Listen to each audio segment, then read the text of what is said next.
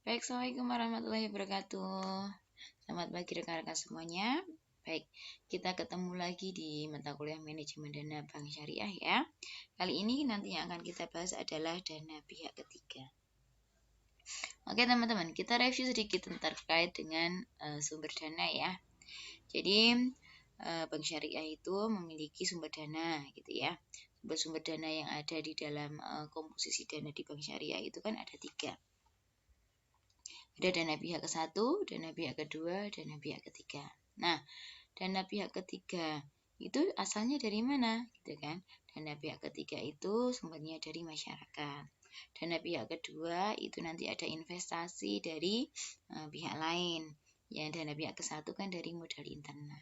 Nah, kali ini yang akan kita bahas itu adalah dana pihak ketiga, teman-teman semuanya. Kenapa? Karena ini dana yang bersumber dari masyarakat.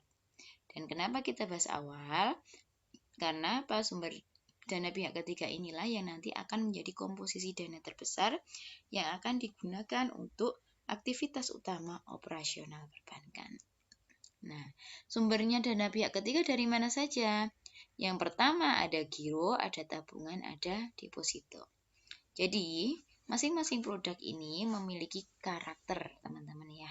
Baik itu dari segi produknya, dari segi likuiditasnya, dari alat penarikannya, dari segi resikonya. Nah, yang akan kita bahas pertama kali adalah giro. Apa itu giro? Jadi giro itu adalah simpanan yang penarikannya dapat dilakukan setiap saat menggunakan cek, balet giro, atau sarana pembayaran lainnya dengan cara pemindah bukuan. Nah, ini adalah definisi menurut Undang-Undang Perbankan nomor 10 tahun 1998. Jadi, dari definisi ini kita bisa ambil pengertiannya bahwa giro itu adalah sebuah simpanan. Gitu ya, simpanan. Penarikannya bagaimana? Penarikannya dapat dilakukan setiap saat, berarti liquid, ya, sangat liquid. Alat penarikannya apa aja? Alat penarikannya berupa cek, berupa balet giro, dan berupa sarana pembayaran lainnya atau dengan cara lain. Gitu ya, misalkan dengan Facebooknya. Nah, caranya bagaimana? Penarikan uang tunai cash money atau pemindah bukuan. Nah, untuk giro nanti adalah melalui mekanisme overbooking atau pemindah bukuan. Gitu ya. Nah, itu sekilas terkait dengan giro, definisi giro. Bagaimana menurut Fatwa Dewan DSN MUI ya, Fatwa Dewan Syariah Nasional.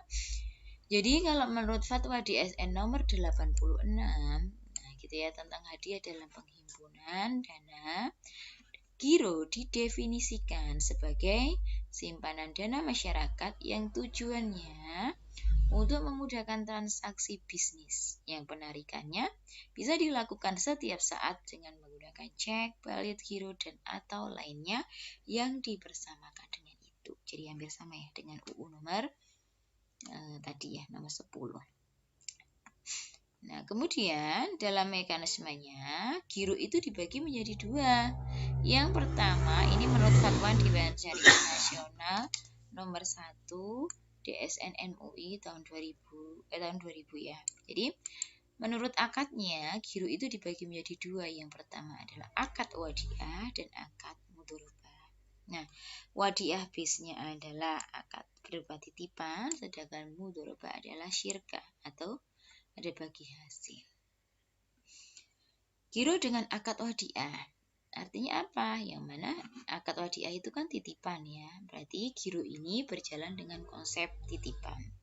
Artinya dalam hal ini pemilik dana atau nasabah gitu ya, menitipkan kepada pengelola dalam konsep wadiah yad mana. Jadi kan wadiah itu kan ada yad amanah dan ada yad mana. Dalam hal ini yang berlaku adalah wadiah yad mana. Dititipkan kepada siapa? Pihak yang menerima titipan dalam hal ini adalah bank. Dengan ketentuan bahwa yang menerima titipan itu boleh menggunakan atau memanfaatkan barang titipan gitu ya, tapi kemudian memiliki kewajiban untuk mengembalikannya sewaktu-waktu. Tuh. Jadi kesimpulannya adalah bank sebagai penerima titipan. Nah, dana bisa dititipkan atau dimanfaatkan, gitu ya. Yang ketiga, nah ini dalam konsep wadiah ya, karena ini titipan, bank tidak berhak memberikan janji kepada atau imbalan kepada nasabah terkait dana yang dititipkan. Jadi kamu akan dapat bonus sekian persen, itu nggak boleh karena di dalam konsep wadiah ya, wadiah itu tidak boleh memperjanjikan adanya imbalan ataupun imbalan gitu ya, imbalan yang sudah ditetapkan atau menjanjikan bonus di depan, nggak boleh ya. Tuh. Kemudian bank boleh memungut biaya dari nasabah seperti biaya administrasi, biaya pengelolaan terhadap rekening nasabah, biaya materai atau biaya cetak laporan dan sebagainya. Nah, bank juga harus menjamin pengembalian dana yang dititipkan oleh nasabah. Kemudian syarat lainnya adalah dana bisa diambil kapanpun oleh nasabah. Karena itu tadi apa? Berupa wadiah atau titipan. Nah, sekarang giro dengan akad mudharabah. Nah, giro dengan akad mudharabah adalah transaksi yang dilakukan oleh pemilik dana atau dalam hal ini sahibul mal, dalam hal ini adalah nasabah, dengan pengelola dana atau mudharib. Nah, dengan mekanismenya yang pertama adalah dalam mekanisme mudharabah, bank bertindak sebagai wali amanah, yang mana harus prudent atau harus berhati-hati di dalam mengelola dana milik sahibul mal. Kemudian transaksi ini gitu ya, bagi hasil yang didapatkan sesuai dengan nisbah yang telah disepakati oleh kedua belah pihak. Jadi di depan sudah ada porsi nisbahnya. Nasabah dapat berapa,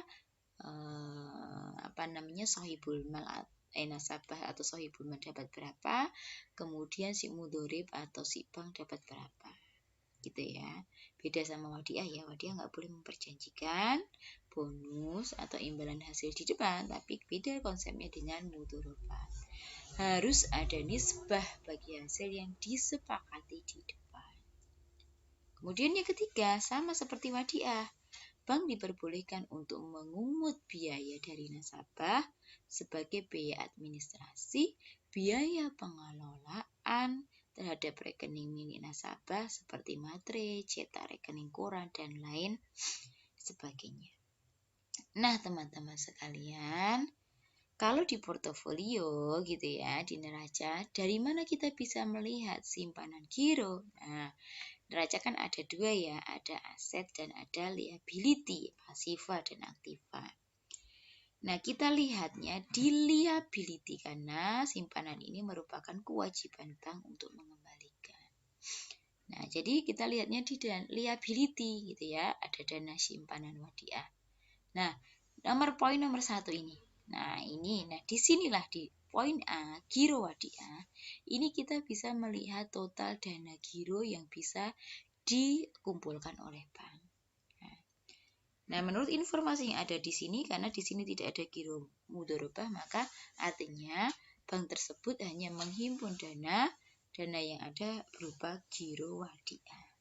Gitu ya, dana simpanan wadiah. Karena memang di sini posnya adalah dana simpanan wadiah. Di sini ada giro wadiah, ada tabungan wadiah. Nah, giro posisinya pada sini. Jadi penghimpunan dana bank yang diperoleh adalah 4.098.803. Nah, di kolom liability. Nah, sedangkan giro mudharabah ada di mana? Nah, kita bisa lihat ini, giro mudharabah. Nah, tetapi ini bukan pada liability ya. Ini giro mudharabah itu kalau di pos aset artinya apa? Dana kita, dana bank yang kita titipkan gitu ya. Dalam bentuk giro mudharabah contohnya adalah ada atau tidak? Nah, di sini gironya yang kita titipkan misalkan ke BI berupa giro wadiah. Nah, jadi belum ada ya giro mudharabah gitu ya.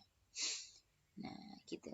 Jadi kalau di neraca ya kita bisa dilihat di liability. gitu ya. Jadi liability itu simpanan nasabah kepada kita, bisa kita lihat di dana simpanan wadiah gitu ya, atau kalau di dana sirkah temporer ada giro mudharabah, biasanya akan muncul giro mudharabah. Nah, nanti letaknya di dana sirkah temporer. Tetapi kalau giro mudharabah yang kita uang bank gitu ya, uang bank dititipkan ke yang lain, artinya bank itu sebagai pemilik dana gitu ya, maka ada di kolom aset. Nah, tinggal dilihat gironya di sini wadiah atau mudharabah. Kalau biasanya kalau di BI kan wadiah ya. Nah, gitu. Jadi di situ pos-posnya.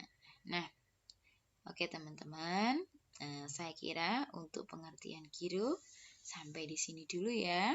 Nah, pertemuan selanjutnya nanti di video learning selanjutnya kita akan mencoba membahas terkait ini ya, cara penarikan giro.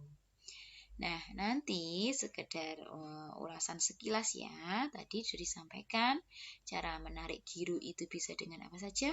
Bisa dengan balit cek, balit giro atau yang lain. Nah, nanti di sini kita akan bahas lebih rinci mengenai apa itu cek, apa itu balit giro, dan jenis-jenisnya.